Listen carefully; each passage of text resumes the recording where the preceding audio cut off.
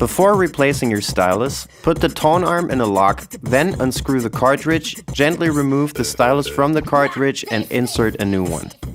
Pull the stylus straight out in the opposite direction of the tone arm. To install the replacement, hold the stylus from the top and press it gently into the space at the tip of the cartridge where the old stylus has been. It should be really easy and not require any force. It is also important to take care of the stylus. Remove dust carefully from your records by using a fine anti-static brush or cloth before every use. Do not use solvents of any kind for cleaning of either record surface or a stylus. To clean the stylus, use the brush a few times along the cantilever in the direction of the stylus tip whenever you play a new record or change side. Start brushing from the rear of the cartridge towards the stylus tip.